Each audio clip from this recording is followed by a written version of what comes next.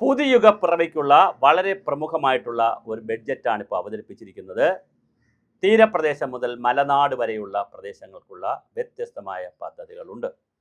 തീരത്ത് നിന്ന് ആരംഭിച്ചാൽ സമുദ്ര മിഷൻ കേരളത്തിൻ്റെ പ്രധാനപ്പെട്ട ഒരു പ്രോജക്റ്റാണ്. സമുദ്രതീരത്ത് താമസിക്കുന്ന ആളുകൾക്ക് മണ്ണെണ്ണയ്ക്ക് പൈസ കൂടുതൽ കൊടുക്കുന്ന മുതൽ തീരദേശത്തുള്ളവർക്ക് പട്ടയം കൊടുക്കുന്നത് മുതൽ തുടങ്ങി അവർക്ക് സമാശ്വാസം കൊടുക്കുന്ന പദ്ധതികൾ വരെ കൊടുത്തുകൊണ്ട് മാരിടൈം നയമൊക്കെ നടപ്പിലാക്കി തീരദേശത്തുള്ളവരുടെ കൃത്യമായി ഓണപ്പ് ചെയ്യുന്ന ഒരു ബഡ്ജറ്റാണ്. അവരുടെ കരുതലെടുക്കുന്ന ബഡ്ജറ്റാണ്. വിഴിഞ്ഞം പദ്ധതിയെ കൂടി ബന്ധിപ്പിച്ചുകൊണ്ടുള്ള സമുദ്ര മിഷൻ വരുന്നു. വലിയ മാറ്റമാണ് കേരളത്തിൽ വരാൻ പോകുന്ന ഒരു പ്രോജക്റ്റ്. കേരളത്തിലെ എല്ലാ കപ്പൽശാലകളെയും പോർട്ടുകളെയും ബന്ധിച്ചുകൊണ്ട് വരുന്ന പുതിയ പദ്ധതി വരുന്നു. കോറിഡോർ വരുന്നു. തെക്കൻ മേഖലയെ 4 ജില്ലകളെ ചേർത്തുകൊണ്ടുള്ള തെക്കൻ വികസന കോറിഡോർ വരുന്നു. 4 വിമാനത്താവളങ്ങളെയും തിരുവനന്തപുരം, കൊച്ചി, കോഴിക്കോട്, കരിപ്പൂർ, കണ്ണൂർ വിമാനത്താവളങ്ങളെ ബന്ധിച്ചുകൊണ്ടുള്ള വിമാനത്താവളങ്ങളുമായി ബന്ധപ്പെട്ട എയറോപ്ലെയിൻ, അതായത് പിന്നെ ലോജിസ്റ്റിക്കുള്ള വിമാന ലോജിസ്റ്റിക് പരിപാടികൾ വരുന്നു. അങ്ങനെയുള്ള പ്രോഗ്രാം മുതൽ തുടങ്ങി മലയോര പ്രദേശത്ത് പോയാൽ കൃത്യമായി നമ്മുടെ ട്രൈബൽ യൂണിവേഴ്സിറ്റി, ആദിവാസികളുടെയും ദളിതരുടെയും കാര്യങ്ങളൊക്കെ പഠിക്കുന്നതിന് വേണ്ടി ട്രൈബൽ യൂണിവേഴ്സിറ്റി വയനാട് വരുന്നു.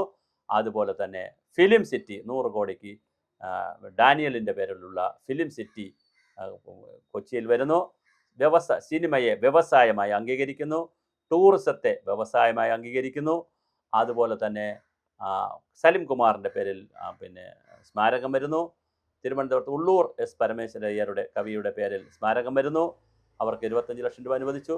അങ്ങനെ ഓരോ മേഖലയിലും, എല്ലാ മേഖലകളിലും സമാശ്വാസം കൊടുക്കുന്ന വളരെ പുതുക്കിയ ഒരു ബഡ്ജറ്റാണ് വന്നിരിക്കുന്നത്. അതുപോലെ തന്നെ വ്യവസായ രംഗത്ത് വലിയ മുന്നേറ്റം ഉണ്ടാകാനുള്ള സാധ്യതയുണ്ട്.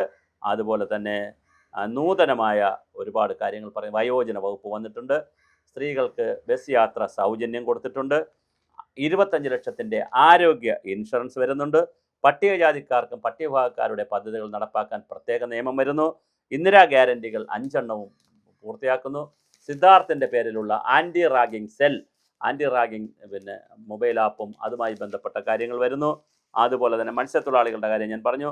സഹകരണ മേഖലയ്ക്ക് ഗ്യാരണ്ടി സ്കീം വരുന്നു. നിക്ഷേപം പ്രോത്സാഹിപ്പിക്കാൻ ദക്ഷിണ മേഖല സാമ്പത്തിക ഇടനാഴിയെ തുറക്കുമെന്ന് പറഞ്ഞിട്ടുണ്ട്. നിക്ഷേപം പ്രോത്സാഹിപ്പിക്കാൻ ഏകജാലകം വരുന്നു. ഗതാഗതത്തെ പരിപോഷിപ്പിക്കാൻ 1579 കോടിയുടെ പ്രത്യേക പാക്കേജ് കൊടുക്കുന്നു. സ്കൂളിൽ പോൾട്രി ക്ലബ്ബുകൾ ആരംഭിക്കുന്നു. കെപ്കോ ആശ്രയ പദ്ധതി കൊണ്ടുവരുന്നു. മനുഷ്യ വന്യജീവി സംഘർഷം കുറയ്ക്കാൻ 200 കോടി രൂപ വച്ചിരിക്കുന്നു. ഞാൻ ടൂറിസം വ്യവസായമാണെന്ന് പറഞ്ഞു. കായിക പ്രതിഭകളെ പ്രോത്സാഹിപ്പിക്കാൻ 8 കോടി രൂപ.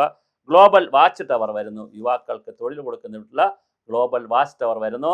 ഗ്ലോബൽ എഡ്യൂക്കേഷൻ ഹബ്ബ് വരുന്നു. അങ്ങനെ ഓരോ മേഖലകളിലും സർവകലാശാലകൾ പുതിയത് വരുന്നു.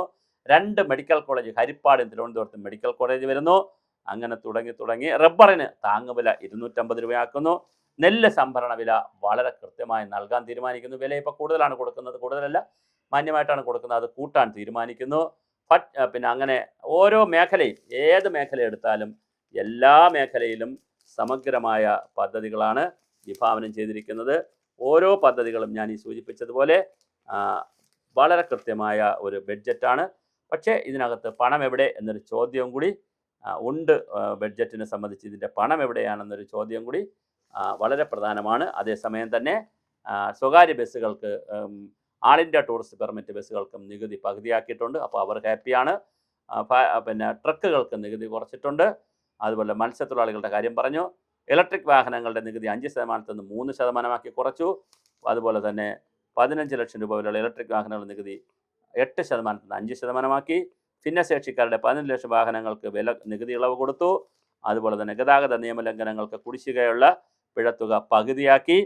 അങ്ങനെ 40 ലക്ഷത്തിന് മേൽ പിഴയുള്ള ഇലക്ട്രിക് വാഹനങ്ങളുടെ നികുതി 10% 15% ഇങ്ങനെ വയോജനങ്ങൾക്കുള്ള സിൽവർ എക്കോണമി, തൊഴിൽ ക്ഷമത കൂട്ടാൻ ഉള്ള ഗ്ലോബൽ വാച്ച് ടവറിനെ കുറിച്ച് ഞാൻ പറഞ്ഞു.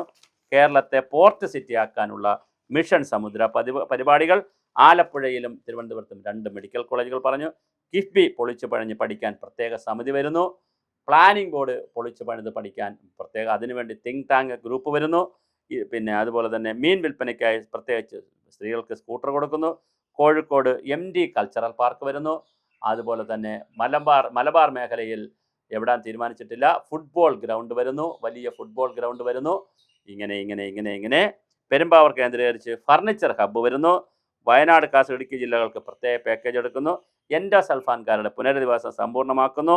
സ്ത്രീകൾക്കെതിരെ കുറ്റകൃത്യം മകൾക്കൊപ്പം എന്ന പരിപാടിയിൽ കൊണ്ടുവന്നുകൊണ്ട് കുറ്റകൃത്യത്തിനെതിരെയുള്ള പരിപാടി, ഇങ്ങനെ സമസ്ത ജനവിഭാഗങ്ങളെയും പരിപോഷിപ്പിക്കുന്ന പരിപാടികളാണ് കൊണ്ടുവന്നിട്ടുള്ളത്. അതേസമയം DA, DR പോലുള്ള കാര്യങ്ങൾ എന്ന് കൊടുക്കും, എത്ര കൊടുക്കും എന്നുള്ളതിനെ സംബന്ധിച്ചുള്ള ഒരു അനിശ്ചിതത്വവും ഒരു ആശങ്കയും നിൽക്കുന്നുമുണ്ട്. അത് ഒരു വശത്ത് ആശങ്കയായി തന്നെ നിൽക്കുന്നു.